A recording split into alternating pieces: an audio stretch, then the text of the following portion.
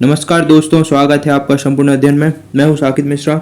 आज फिर मैं आपके सामने इतिहास की एक नई वीडियो सामने लाया हूं। ठीक है मित्रों, जिसमें मैं आपको बताऊंगा वैदिक काल के बारे में। ठीक है मित्रों, अभी हम बात कर रहे हैं प्राचीन भारत के इतिहास के बारे में। तो ये प्राचीन भारत का इतिहास है।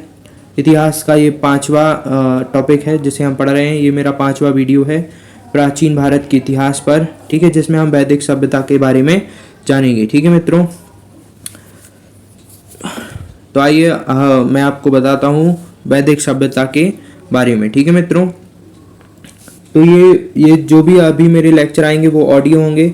इसमें आपको सारा कुछ मैं सुनेंगे आप सिर्फ वैदिक सभ्यता के बारे में, और भी जो भी हमारे इतिहास की जो घटनाएं हैं उनके बारे में सिर्फ आप सुनेंगे। ठीक है मित्रों, तो आप इसे एक ऑडियो के रूप में ले सकते हैं और आप इसे सुन के पूरा इतिहास याद कर सकते हैं। ठीक है, आप इस वीडियो को बार बार सुनेंगे तो आपको जो भी इतिहास की जानकारी है वो धीरे धीरे याद होती चलेगी। ठीक है मित्रों, तो आज हम वैदिक सभ्यता के बारे में बात करेंगे।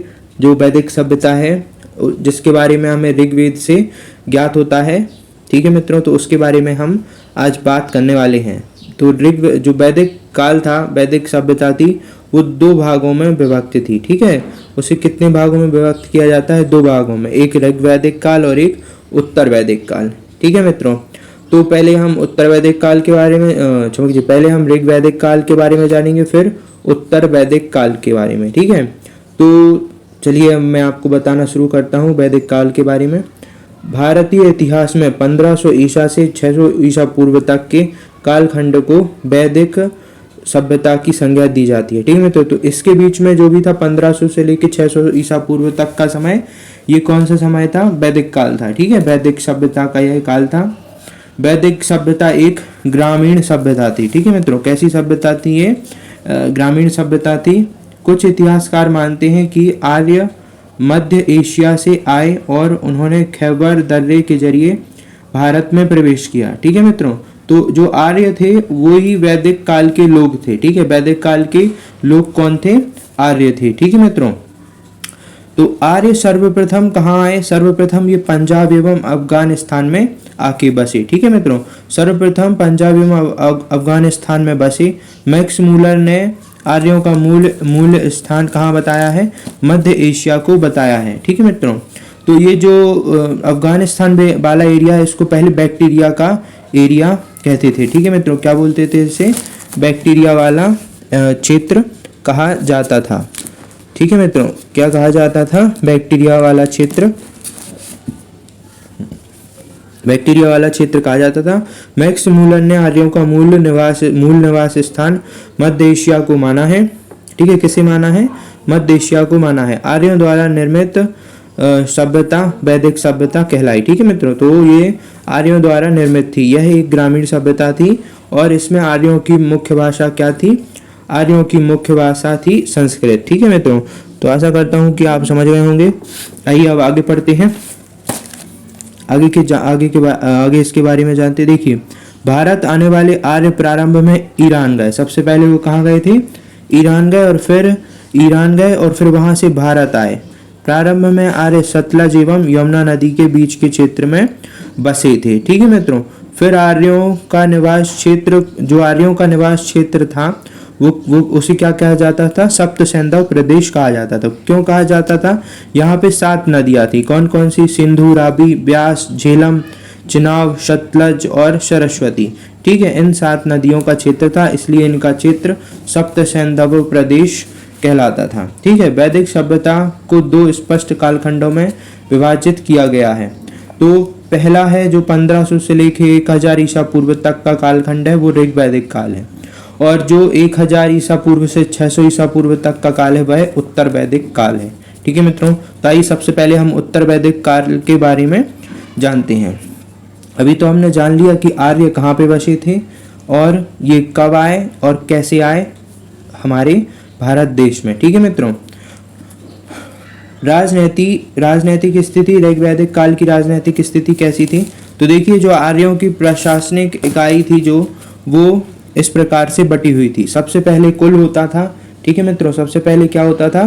कुल होता था। ठीक है, कुल या कुटुंब, सबसे पहले कुटुंब मतलब सबसे छोटी इकाई जो थी इनके समाज की, इनकी प्रशासनिक इकाई थी सबसे छोटी, वो कुल मिला के 5 भागों में बटी हुई थी। तो सबसे छोटी इसमें इकाई थी वो थी कुल, जैसे कुल, कुटुंब या परिवार, ठीक है।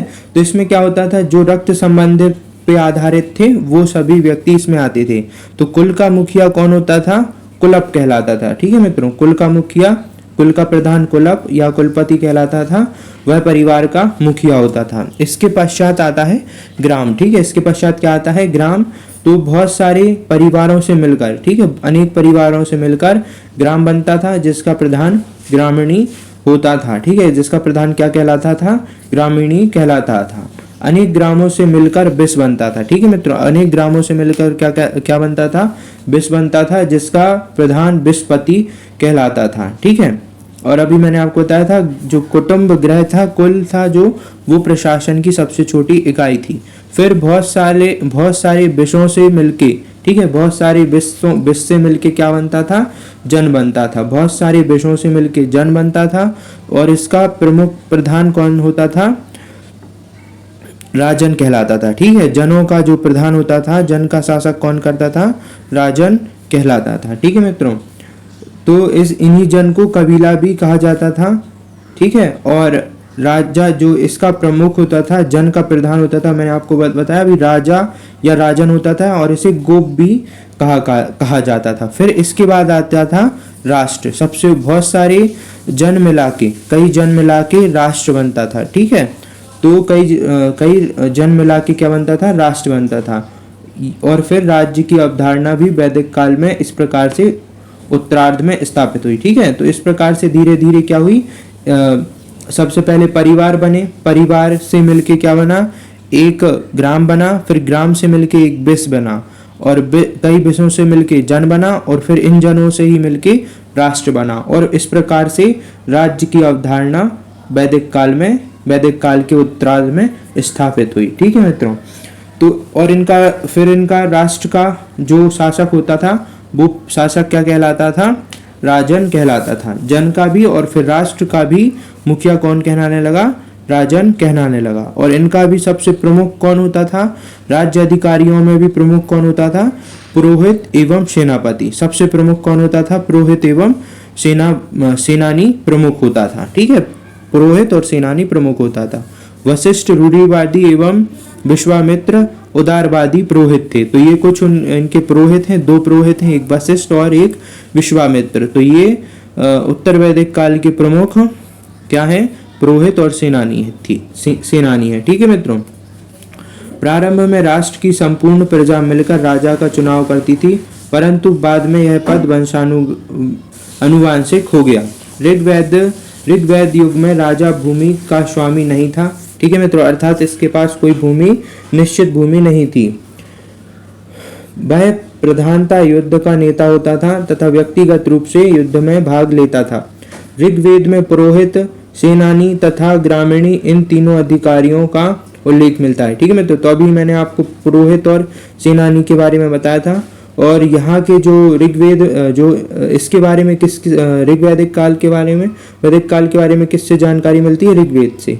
तो ऋग्वेद में पुरोहित, सेनानी और ग्रामीणी का वर्णन किया गया है। राज्याभिषेक के अवसर पर ग्रामीणी, रथकार तथा कमार्दी उपस्थित रहते थे। इन सबको मिला के इन्हें क्या कहा जाता था, रत्नी कहा जाता था, ठीक है। इनमें ग्रामीणी गांव का मुखिया होता था, जैसे कि मैंने आपको पहले बताया था। अन्य पदाधिकारियों में पुरब तथा दूत होता था। तो पुरब क्या होता था, दुर्गपति, ठीक है मित्रों। और दूत कौन होता था,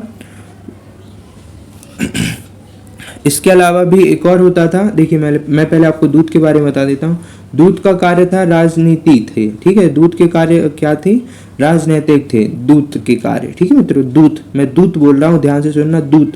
दूत के कार्य राजनैतिक थे, जो समय समय पर संधि विग्रह के प्रस्ताव लेकर अन्य राज्यों में जाता था। इसके अलावा भी एक और अधिकारी होता था, पदाधिकारी, एक इस्प होता था, जो जनता की गतिविधियों को देखने वाले गुप्तचर होते थे। कौन, इस्प, ठीक है मित्रों। इसके अलावा भी 2 और थे, वाचपति। तो वाचपति क्या था, गोचर भूमि का अधिकारी होता था। और एक और था उर्ग क्या था, अपराधियों को पकड़ने का कार्य करता था उर्ग। ठीक है मित्रों, इस काल में अनेक जनतांत्रिक समस्याओं का विकास हुआ। क्षमा कीजिए, मैं थोड़ी सा गलत पढ़ दिया। इस काल में अनेक जनतांत्रिक संस्थाओं का विकास हुआ, जिसमें सभा, समिति एवं विदत प्रमुख हैं। ठीक है मित्रों, कौन कौन प्रमुख हैं? सभा, समिति और विदत प्रमुख संस्थाएं हैं।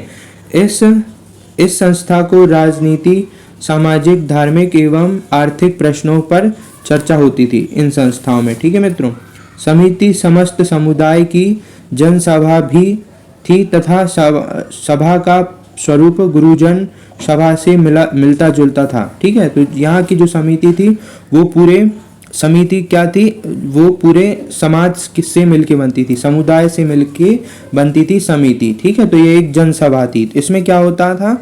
ये राजा को सलाह देने का कार्य करती थी। ठीक है, और जो सभा थी वो क्या थी? वो संभ्रांत लोगों की संस्था थी, जबकि जो समिति थी वो सामान्य जनता की प्रतिनिधित्व करती थी। इसके अध्यक्ष को ईशान कहा जाता था। स्त्रियां सभा एवं समितियों में भाग लेती थीं। सभा का मुख्य कार्य न्याय करना था, जबकि समिति का मुख्य कार्य राजन का क्या करना था? राजन का निर्वाचन करना था।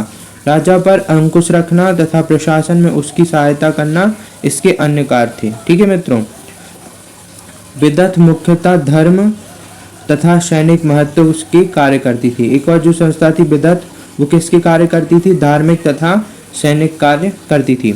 इसके अलावा युद्ध में कबीले का नेतृत्व कौन करता था? राजा करता था। युद्ध के लिए गविष्ट शब्द का प्रयोग किया गया है, जिसका अर्थ होता है गायों की खोज। 10 राग युद्ध का उल्लेख ऋग्वेद के 7वें मंडल में है। यह युद्ध पुरुषनी, वर्तमान में इसे हम रावी नदी बोलेंगे, रावी नदी के तट पर सुदास एवं 10 जनों के बीच लड़ा गया, जिसमें सुदास की विजय हुई। ठीक है मित्रों, अब आइए इनके हम सामाजिक जीवन के बारे में जानते हैं। तो इनका सामाजिक जीवन किस प्रकार का था? ऋग्वैदिक समाज का आधार परिवार था। ठीक है, ऋग्वैदिक समाज का आधार क्या था? परिवार था। ठीक है, जिसका प्रधान कौन होता था? पिता होता था। ठीक है, तो अर्थात इन लोगों का जो ऋग्वैदिक काल था जो वो कैसा था? पितृसत्तात्मक था। ठीक है, परिवार पितृसत्तात्मक था। कुलपति का परिवार के सदस्यों पर प्रभाव एवं नियंत्रण रहता था। अर्थात जो भी परिवार के प्रमुख निर्णय लेने होते थे वो कौन लेता था? वो लेता था हमारा पिता। ठीक है, जो उसमें परिवार का जो भी कुलपति होता था वह परिवार के प्रमुख निर्णयों को लेता था। पितृसत्तात्मक होने के बावजूद इस समय स्त्रियों का यथोचित आदर एवं सम्मान किया जाता था। माता गृह स्वामिनी के रूप में पर्याप्त आदर किया जाता था। ठीक है, माता का गृह स्वामिनी के रूप में पर्याप्त आदर होता था तथा स्त्रियों को पर्याप्त स्वतंत्रता भी प्राप्त थी। ठीक है,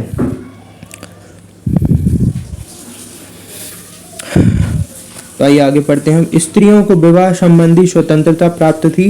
इन्हें शिक्षा पाने का तथा राजनीति संस्थाओं में हिस्सा लेने का अधिकार था।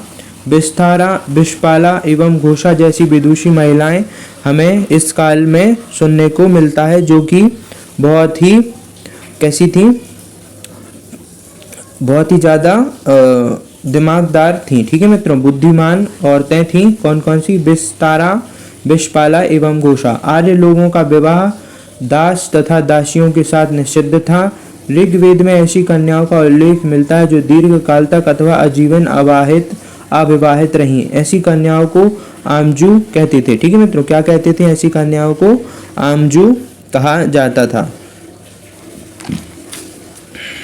ठीक है मित्रों, तो इन्हें आमजू कहते थे जो अविवाहित रहती थी सारी उम्र। ठीक है, इसके अलावा भी कुछ और औरतें थी जो शिक्षा प्राप्त करती थी। लोपामुद्रा, घोषा, सिक्ता और मैंने आपको अपाला और विश्वास के बारे में मैंने आपको अभी बताया। परिवार में एक पत्नी विवाह सामान्यतः प्रचलित था। यद्यपि कुलीन वर्ग के लोग कई पत्नियां रखते थे, लेकिन अधिकतर लोग थे वो एक ही पत्नी से विवाह करते थे। बाल विवाह की प्रथा नहीं थी। अंतरजातीय विवाह होते थे। ठीक है मित्रों, कैसे विवाह होते थे? अंतरजातीय विवाह होते थे।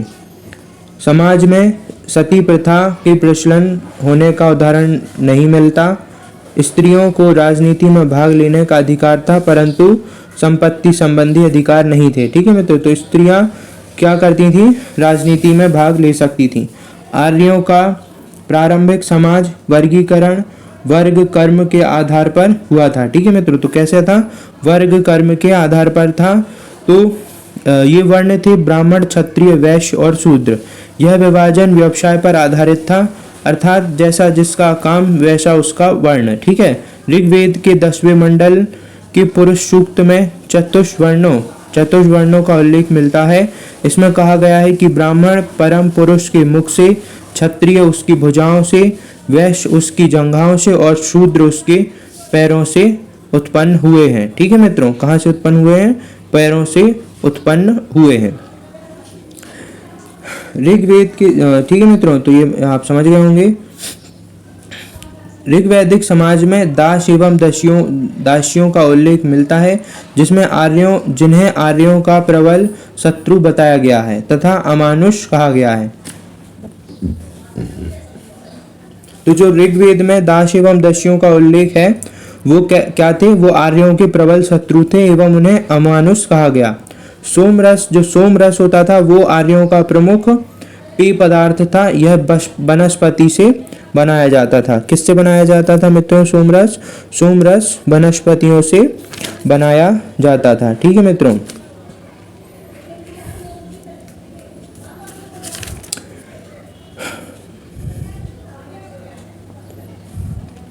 देखिए ऋग्वेद में आर्यों का अर्थ था। ऋग्वेद में जो हम अभी इतनी बार हमने आर्य के बारे में सुना, तो आर्य का मतलब होता है श्रेष्ठ, कुलीन, उच्च, उत्तम। ठीक है मित्रों, तो ये होता है आर्यों का अर्थ। ठीक है, तो ऋग्वैदिक काल में मुख्य रूप से केवल दो जातियां थी, एक आर्यों की और एक अनार्यों की। ठीक है मित्रों, तो ये दो प्रमुख जातियां थी, आर्य एवं अनार्य। ठीक है, देखिए आर्य लोग क्या मांसाहारी एवं शाकाहारी दोनों थे। आर्य मांसाहारी भी थे और शाकाहारी भी थे। और ये जो वेशभूषा होती थी उनकी सूती, ऊनी और रंगीन कपड़े ये लोग पहनते थे, इनका प्रचलन था। तो देखिए इनके वस्त्रों के कुछ नाम भी थे, बास, अधिवास एवं उष्ण। अंदर पहनने वाले कपड़ों को क्या कहा जाता था? निवी कहा जाता था। तो देखिए आप उष्ण से समझ गए होंगे, उष्ण कैसे होते थे? जो उनको गर्मी देते थे। ठीक है मित्रों, स्त्री पुरुष दोनों आभूषण पहनने का शौक था। दोनों ही स्त्री एवं पुरुष दोनों ही क्या पहनते थे? आभूषण पहनते थे, जो किससे बने होते थे? जो सोने, चांदी, तांबे तथा हाथी दांत के होते थे। वह मूल्यवान पत्थरों के द्वारा भी निर्मित किए जाते थे। ये लोग मनोरंजन के लिए संगीत गायन, संगीत वादन, घुड़दौड़, द्रुत कीड़ा, चौपड़, शिकार, अश्वधावन आदि कार्य करते थे। ठीक है मित्रों, अब आइए धार्मिक स्थिति के बारे में जान लेते हैं। देखिए इसके अलावा भी मैं आपको बता दूं, आर्यों का प्रमुख व्यवसाय क्या था? पशुपालन करना। आर्य मुख्य रूप से पशुपालन करते थे। और गाय को क्या बोला जाता था? अधन्या बोलते थे, मतलब न मारे जाने योग्य पशु की श्रेणी में रखा जाता था। गाय की हत्या करने वाले या उसे घायल करने वाले के लिए वेदों में मृत्यु दंड अथवा देश से निकालने की व्यवस्था की गई थी। आर्यों का सबसे प्रिय पशु घोड़ा था एवं सर्वाधिक प्रिय देवता इंद्र थे। आर्यों द्वारा खोजी गई धातु लोहा थी, जिसे श्याम अयस्क कहा जाता था। तांबे को लोहित अयस्क कहा जाता था। ठीक है मित्रों, जो व्यापार के लिए दूर दूर तक जाता था उसे पानी कहते थे। ठीक है मित्रों, जो व्यापार के लिए दूर दूर तक जाता था उसे क्या कहा जाता था? पानी कहा जाता था। और यहाँ इस समय लेन देन के लिए कैसी प्रणाली प्रचलित थी? वस्तु विनिमय की प्रणाली प्रचलित थी। ऋण देकर ब्याज लेने वाला व्यक्ति बेकनाट कहा जाता था, मतलब सूदखोर उसे कहते थे। ठीक है मित्रों, अब आइए इनके धार्मिक जीवन के बारे में जान लेते हैं। तो जैसे एक चीज मैं आपको बता चुका हूँ, इनका सबसे प्रमुख देवता सर्वोच्च स्थान किसको दिया था? इन्होंने इंद्र को दिया था। तो इनके प्रमुख देवता कौन कौन से थे? इनके प्रमुख देवता थे अग्नि, इंद्र, वरुण, सूर्य, सविस्तु, ऋतु, यम, रुद्र, अश्विनी आदि प्रमुख देवता थे। और इसके अलावा भी उषा, अदिति, रात्रि, शनाधा आदि प्रमुख देवियां थीं। ऋग्वेद में जिन देवताओं की स्तुति अंकित है वे प्राकृतिक तत्वों में निहित शक्तियों के प्रतीक हैं, लेकिन इस समय पूजा अर्चना का मुख्य उद्देश्य मोक्ष प्राप्ति न होकर बौद्धिक सुख की प्राप्ति थी। इस काल में यज्ञों का अत्यंत महत्व था। ठीक है मित्रों, तो आशा करता हूँ आप समझ गए होंगे। अब इनकी हम देवी देवताओं को जान लेते हैं कि कौन सा अभी हमने देवी देवताओं के नाम जाने, अब हम जानते हैं कि कौन सा देवता किस चीज के लिए था। ठीक है मित्रों, तो जैसे वरुण देव थे, तो वरुण देव किस किस के देव थे? सकल ब्रह्मांड का अधिपति, सर्वव्यापी, सर्वज्ञ, नियामक, प्रजा रक्षक, ऋत्यस्य गोपाल। ठीक है मित्रों, तो वरुण जो थे वो इन सब के देवता थे। अब इंद्र किस किस के देवता थे? इंद्र आंधी, तूफान, बिजली, वर्षा, युद्ध में विजय दिलाने वाला पराक्रमी देव था। ऋग्वेद में इंद्र को 250 श्लोक समर्पित हैं। विष्णु क्या था? संसार के रक्षक थे। मारुत क्या थे? आंधी की देवता थे। ठीक है, मारुत कौन थे? आंधी के देवता। उषा सूर्य पूर्व की अवस्था की द्योतक थी।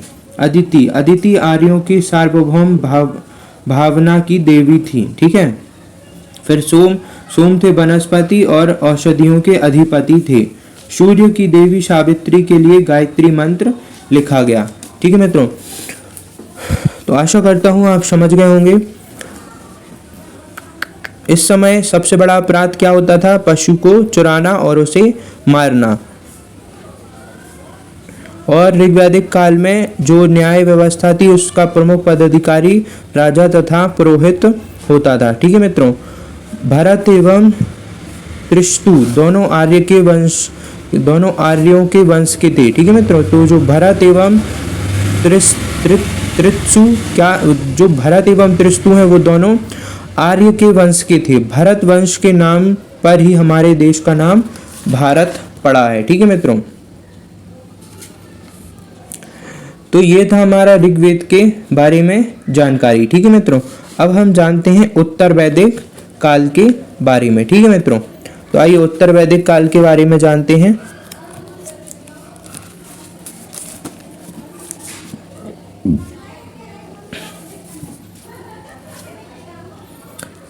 देखिए एक चीज और है ऋग्वैदिक काल के बारे में। मनुष्य एवं देवता के बीच मध्य भूमिका निभाने वाला देवता कौन था? अग्नि था। ठीक है मित्रों, तो मनुष्य और देवता के बीच मध्यस्थता की भूमिका कौन निभाता था? अग्नि निभाता था। जो भी मनुष्य की बातें होती थी वो अग्नि देवता के द्वारा भगवान तक पहुंचती थी। ठीक है मित्रों, मनुष्य की बात देवता तक कौन पहुंचाता था? अग्नि पहुंचाता था। ठीक है मित्रों, तो आशा करता हूं आपको समझ में आया होगा।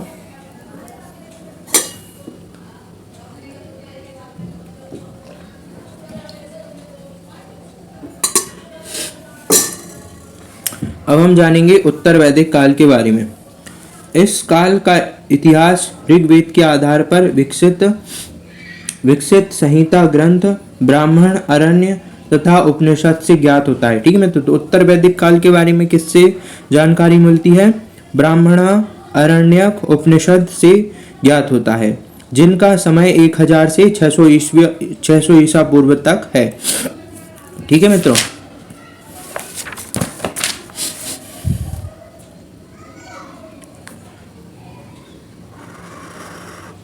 उत्तर वैदिक काल में इंद्र के स्थान पर प्रजापति सर्वाधिक प्रिय देवता हो गए थे। ठीक है मित्रों, तो उत्तर वैदिक काल में प्रमुख देवता कौन हो गए थे? प्रजापति। ठीक है, उत्तर वैदिक काल में आर्य सभ्यता पंजाब के कुरुक्षेत्र अर्थात गंगा यमुना के दोआब तक फैल चुकी थी। ठीक है, तो जो आर्यों का जो सभ्यता थी, वैदिक सभ्यता थी, वो उत्तर वैदिक काल में कहाँ तक आ गई थी? यमुना एवं गंगा के दोआब के क्षेत्र तक आ गई थी। उत्तर वैदिक काल तक आते आते पंचजनों का लोप हो गया था तथा उसके स्थान पर विशाल राज्यों की स्थापना हुई, जिनमें कुरु तथा पांचाल सबसे अधिक प्रसिद्ध थे।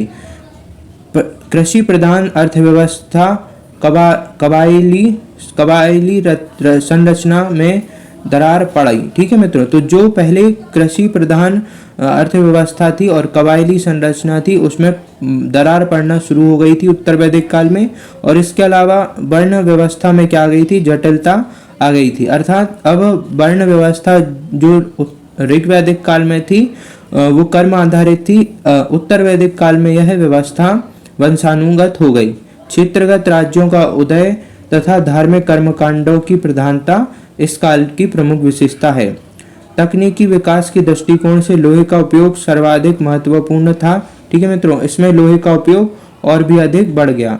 प्रारंभ में इसका उपयोग केवल अस्त्र शस्त्र के निर्माण में होता था, परंतु धीरे धीरे इसका उपयोग कृषि में एवं अन्य गतिविधियों में भी होने लगा।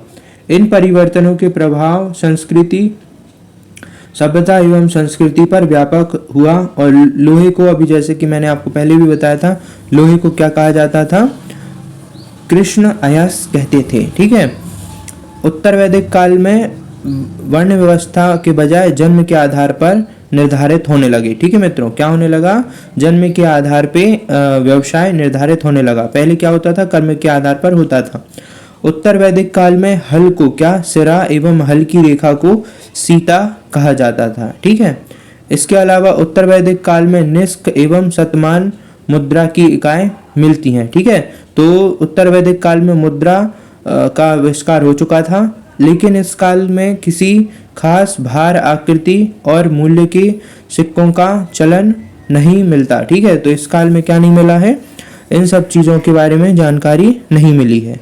मतलब उल्लेख मिलता है कि निष्क एवं शतमान जैसी मुद्रा थी, लेकिन इसका और दूसरा कोई खास प्रमाण नहीं मिलता है। उत्तर वैदिक काल में कौशाम्बी नगर में प्रथम बार पक्कीटों का प्रयोग किया गया और उत्तर वैदिक काल में गोत्र नामक संस्था का भी जन्म हुआ। ठीक है मित्रों, तो अब आइए इनकी राजनीतिक जीवन के बारे में जानते हैं। इनका राजनीतिक जीवन कैसा था। देखिए, उत्तर वैदिक काल में ग्रामीण समाज था वो धीरे धीरे नगरीय समाज में परिवर्तित होता गया। ठीक है, और ये जो गोत्र था, अभी जिसको मैंने आपको बताया गोत्र की व्यवस्था, इस गोत्र का उल्लेख अथर्ववेद में मिलता है। ठीक है, तो इनका राजनीतिक जीवन कैसा था। इस समय ऋग्वैदिक कालीन अनेक छोटे छोटे कबीले एक दूसरे में विलीन होकर क्षेत्रगत जनपदों में बदलने लगे। सभा और समिति नामक संस्थाओं का अंत हो गया। राजा की शक्ति में वृद्धि होने लगी। राजा मंत्री की सहायता से समस्त राज्य का प्रशासन करता था। इन मंत्रियों को उत्तर वैदिक काल में रत्नी कहा जाता था। ठीक है मित्रों, तो जो भी इनके प्रशासनिक लोग थे उन्हें रत्नी कहा जाता था। तो कुल मिला के कितने रत्नी थे इस काल में, कुल मिला के 12 रत्नी हुआ करते थे। कितने रत्नी होते थे, 12 रत्नी होते थे। तो उन 12 रत्नियों के मैं आपको नाम बताता हूँ। राजा, फिर युवराज, सेनानी, सेनापति, पुरोहित, मंत्री कहलाता था। ठीक है, सेनानी कौन था, सेनापति, और पुरोहित था मंत्री। ठीक है, ये मंत्री होता था। फिर उसके बाद महिषी क्या, पटरानी। ठीक है, महिषी मतलब पटरानी। भागदूत था कर संग्रह करने वाला। फिर सूत सारथी, तो सूत कौन था, सारथी। सूत अर्थात सारथी से लगाया जाता है सूत।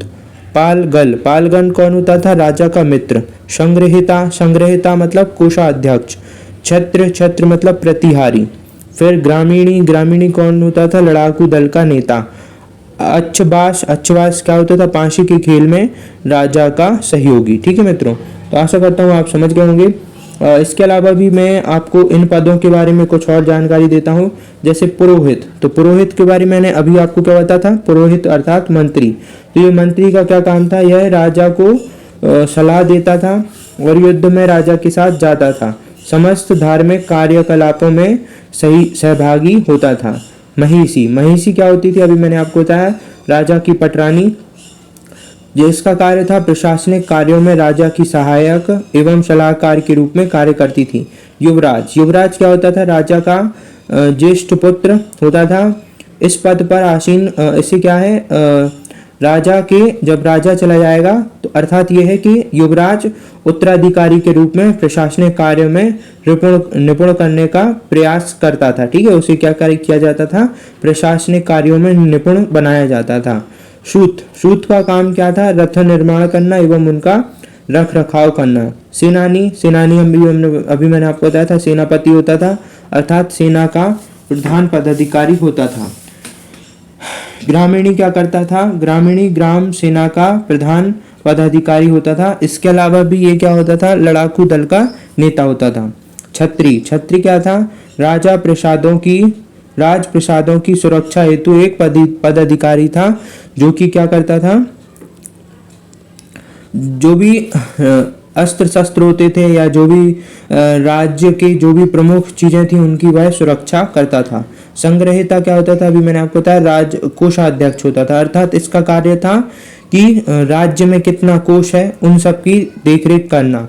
भागदूत क्या था, भूमि कर की वसूली करता था। यह अच्छबाप यह क्या करता था, जुआ के बारे में जानकारी रखता था कि कहाँ पे कैसा जुआ खेला जाता है। इसके अलावा यह राजा का सहयोग भी करता था पासे का खेल खेलने में। ठीक है मित्रों, अच्छबाप मैंने आपको अभी बताया था, फिर से बता दिया। ठीक है मित्रों, इसके अलावा 7 पुरोहित होते थे। ठीक है, कितने होते थे, 7 पुरोहित होते थे, जिनके बारे में मैं अभी आपको जब इनका धार्मिक जीवन पढ़ेंगे तो उनके बारे में मैं आपको बताऊंगा।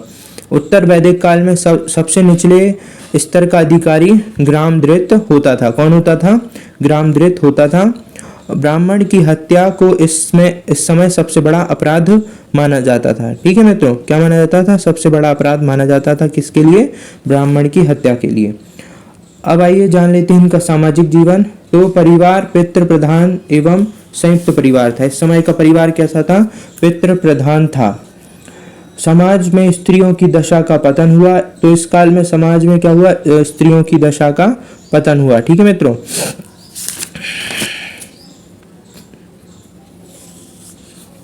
जाति प्रथा कर्म के आधार पर ना होकर जन्म के आधार पर होने लगी और उसमें कठोरता आ गई। इंसान का जो जीवन था 4 आश्रमों में विभाजित हो गया। ब्रह्मचर्य होता था 25 वर्ष की आयु तक, फिर गृहस्थ मतलब 25 से 50 वर्ष तक की आयु।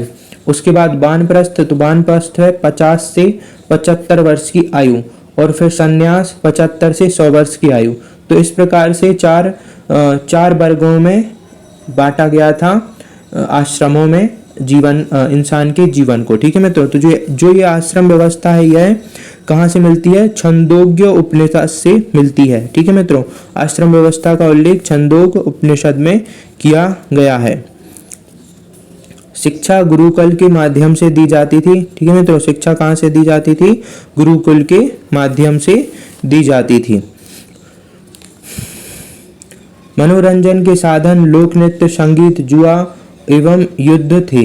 मनुस्मृति में विवाह के 8 प्रकारों का उल्लेख किया गया है, जिनमें से 4 विवाह प्रशंसनीय थे तथा शेष विवाह निंदनीय थे। ठीक है मित्रों, तो आइए प्रशंसनीय विवाह को जानते हैं। पहले प्रशंसनीय विवाह क्या होते थे,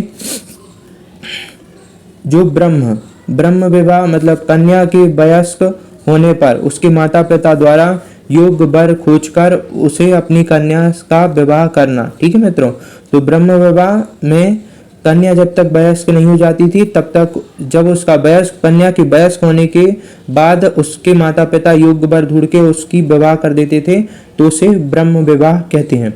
फिर उसके बाद दैव विवाह, तो दैव विवाह में क्या होता था, यज्ञ करने वाले पुरोहित के साथ कन्या का विवाह कर देना। अर्थात जो किसी के भी घर जो यज्ञ करने गया है, ठीक है, या वो एक ऐसा व्यक्ति जो हमेशा घरों में जाकर या राजा के यहाँ यज्ञ करता है, उसके साथ अगर विवाह कर दें तो वो दैव विवाह कहलाता था। अर्ष विवाह क्या था, कन्या के पिता द्वारा यज्ञ कार्य हेतु अथवा 2 गायों के बदले अपनी कन्या का विवाह करना, ये कहलाता था अर्ष। ठीक है, तो कन्या के पिता द्वारा यज्ञ के कार्य हेतु अथवा 2 गायों के बदले, ठीक है, तो 2 गायों के बदले वो क्या करता था, अपनी कन्या के साथ विवाह कर देता था। यज्ञ के कार्य, जो भी यज्ञ का कार्य करने आया है, तो 2 गायों के बदले वो क्या करता था, अपनी कन्या का विवाह कर देता था। तो उसे ऐसे विवाह को क्या बोलते थे, अर्थ बोला जाता है। ठीक है मित्रों। उसके बाद प्रजापत्य। प्रजापत्य क्या होता है, इसमें क्या होता है, वर। जो वर होता है वो स्वयं ही कन्या के माता पिता के पास जाता है और कन्या को मांगकर विवाह करता है। ठीक है मित्रों, प्रजापत्य में। अब आइए निंदनीय विवाह के बारे में जान लेते हैं। तो गंधर्व कन्या, ठीक है, गंधर्व विवाह। तो गंधर्व विवाह में क्या होता था, कन्या तथा वर प्रेम अथवा कामुकता के वशीभूत होकर विवाह कर लेते हैं, तो इसे क्या कहते हैं, गंधर्व विवाह कहते हैं।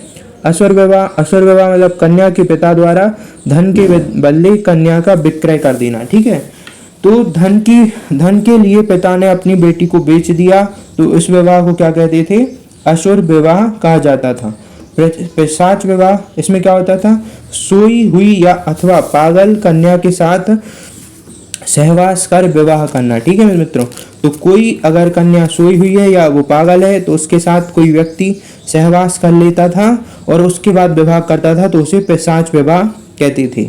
और किसी कन्या से बलपूर्वक विवाह करने वाले विवाह को क्या कहते थे, राक्षस विवाह कहते थे। ठीक है मित्रों, तो आशा करता हूँ आप इन विवाहों के बारे में समझ गए होंगे। अब आर्थिक जीवन, आइए इनके आर्थिक जीवन के बारे में जानते हैं। इस युग में आर्यों के आर्थिक जीवन में महत्वपूर्ण परिवर्तन आए। पशुपालन की अपेक्षा कृषि आर्थिक जीवन का प्रमुख आधार बनी। ठीक है मित्रों, क्या बनी, कृषि इस समय का आर्थिक आधार बनी। गाय बैल के अतिरिक्त भैंस भी अब पालतू मवेशी बन गई। गड़रिया, स्वर्णकार, मणिकार, रस्सी बांटने वाला, टोकरी बुनने वाला, धोबी, जुलाहा, लोहार आदि व्यवसायों का उल्लेख मिलता है। इस समय मिट्टी के एक विशेष प्रकार के बर्तन बनाए जाते थे जिन्हें चित्र, धूसर, मृदभाण कहा जाता था। ऋण देने एवं ब्याज लेने की प्रथा प्रचलित हो चुकी थी। ठीक है, तो इस समय ऋण लेना एवं देना होता था। ठीक है मित्रों, सूत काटने वाले एवं वस्त्र बुनने वाले का व्यवसाय बहुत अधिक विकसित था। ब्राह्मण तथा क्षत्रिय अधिकांश राजकीय करों से मुक्त थे। राज्य को कर का अधिकांश भाग वैश्यों से ही प्राप्त होता था। ठीक है मित्रों, तो जो व्यापारी होते थे उन्हीं से अधिकतर ब्याज क्षमा कीजिए कर लिया जाता था। वैश्य मतलब जो व्यापार करते थे। यद्यपि शतमान, निष्क, कृष्णल एवं पद्य शब्दों का उल्लेख मिलता है, तथापि सिक्कों के प्रचलन की कोई पुरातात्विक प्रमाण नहीं है। व्यापार विनिमय के आधार पर छोटे पैमाने पर होता था। ठीक है मित्रों, इसके अलावा भी निष्क, जैसे अभी मैंने आपको बताया, निष्क, शतमान एवं कृष्णल इस काल के प्रमुख सिक्के थे। ठीक है, तो सिक्के तो थे लेकिन इनका कुछ पुरातात्विक प्रमाण नहीं मिला है। ठीक है मित्रों,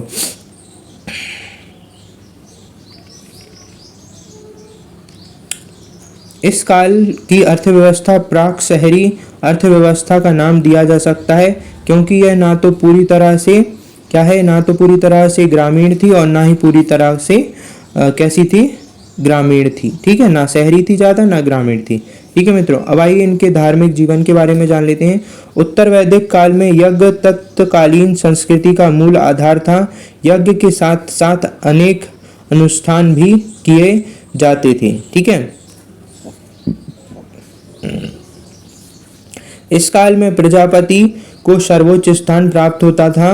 विष्णु के संरक्षक के रूप में प्रतिष्ठापति थे। ठीक है, तो जो प्रजापति थे वो क्या थे, विष्णु को संरक्षक के रूप में प्रतिष्ठापति थे।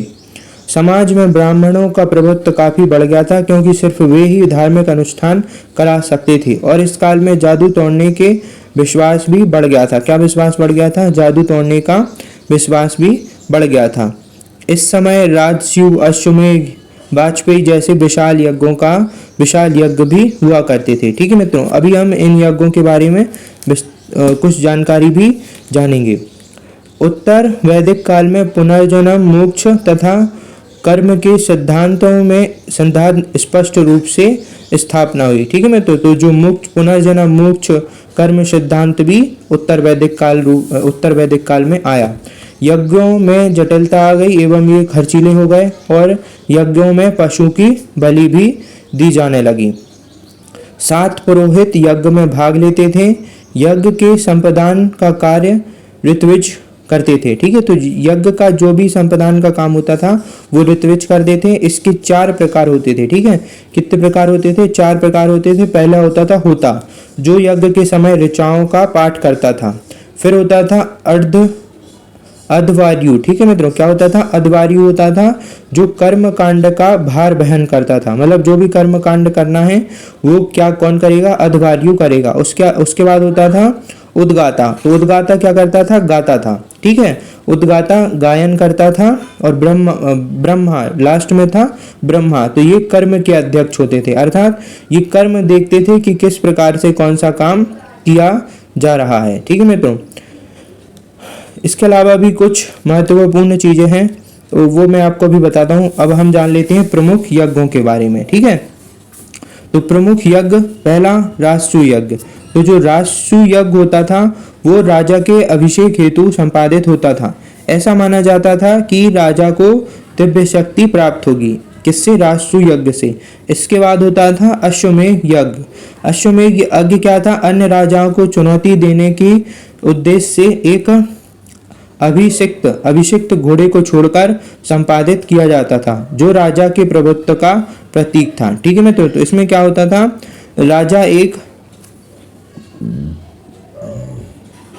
राजा क्या करता था? अश्वमेध यज्ञ में एक घोड़े को छोड़ देता था। ठीक है, अब वह जिस राज्य में जाएगा, तो अगर उसे किसी भी राज्य में रोक लिया गया तो इसका मतलब क्या होता था कि तुम उस राज्य के जिस राज्य से वो अश्व छोड़ा गया है, घोड़ा छोड़ा गया है, उसे आप चुनौती दे रहे हैं। जैसे मान लीजिए आपके राज्य में वो घोड़ा आ गया। ठीक है, आप एक राजा हैं, आपके राज्य में दूसरे राज्य का घोड़ा आया जो कि अश्वमेध यज्ञ का घोड़ा है। आपने उसे वहीं पे रोक लिया और बंदी बना लिया। इसका अर्थ ये है कि आप उस राजा को चुनौती दे रहे हैं युद्ध के लिए। अगर आप उसे जाने देते हैं अपने राज्य से तो इसका अर्थ होता था कि आप उस राजा के प्रभुत्व को मानते हैं। वाजपेयी युद्ध में क्या होता था? यह शौर्य एवं शक्ति का प्रदर्शन करने के लिए किया जाता था। इसमें राजा रथों की दौड़ का आयोजन करता था, जिसका उद्देश्य प्रजा के मनोरंजन के साथ शौर्य प्रदर्शन था। अग्निस्टोम। ठीक है मित्रों, क्या था? अग्निस्टोम। तो अग्निस्टोम में क्या होता था? अग्निस्टोम में सोम रस का पान तथा अग्नि में पशु की बलि दी जाती थी। ठीक है, अग्नि में क्या दी जाती थी? पशु की बलि दी जाती थी और दोपहर तथा शाम को सोमरस पीसा जाता था। ठीक है, और सोमरस का पान भी किया जाता था। पंचमहायज्ञ भी थे। ब्रह्म यज्ञ, पितृ यज्ञ, पुरुष यज्ञ, देव यज्ञ, भूत यज्ञ। ठीक है मित्रों, आइए इसके अलावा भी कुछ उत्तर वैदिक काल से संबंधित प्रमुख बिंदुओं को जानते हैं। पुरु एवं भरत जनों के मिलने से कुरु जनपद बना। ठीक है मित्रों, देखिए इस समय उत्तर वैदिक काल में क्या हुआ था?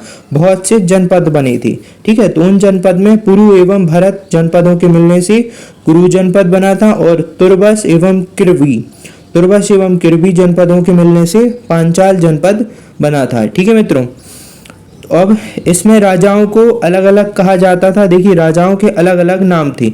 तो जो पूर्व का राजा था उसे सम्राट कहा जाता था, जो पश्चिम का राजा था उसे स्वराट कहा जाता था, जो उत्तर का राजा होता था उसे विराट कहते थे, और जो दक्षिण का राजा होता था उसे भोज कहते थे, और जो मध्य का राजा होता था उसे राजा ही कहा जाता था। इसके अलावा इसमें पूर्व दिशा मतलब प्राची। ठीक है, पूर्व दिशा को उत्तर वैदिक काल में क्या बोलते थे?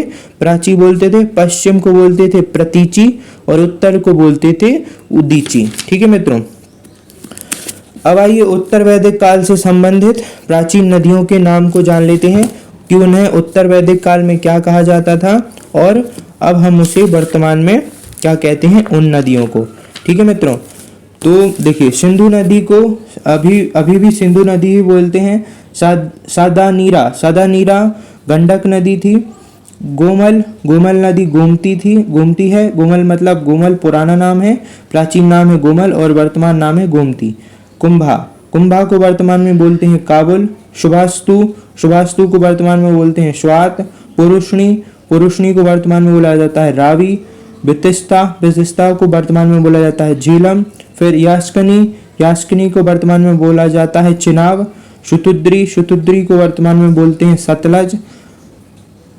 मृदुर्भा मृदुर्वा को वर्तमान में बोलते हैं म्र, मर, मरवर्धमान, ठीक है। विपाशा, विपाशा को वर्तमान में बोलते हैं व्यास। सुमोषा, सुमाशा को बोलते हैं वर्तमान में सुहान। सरस्वती या दृश्यवृत्ति, इसको वर्तमान में बोलते हैं घाघरा या घग्गर, ठीक है मित्रों। तो ये था आज हमारा वैदिक सभ्यता के बारे में कुछ जानकारी, जिसे आप ध्यान से सुने और अपने दिमाग में बैठा लें, अपनी याददाश्त में इसे बैठा लें। अगर आपको याद नहीं होती है तो फिर भी आप मेरी वीडियो को अगर बार बार पढ़ेंगे तो आपको ये याद हो जाएंगी, ठीक है मित्रों। अब इसके बाद हम वैदिक साहित्य के बारे में जानेंगे।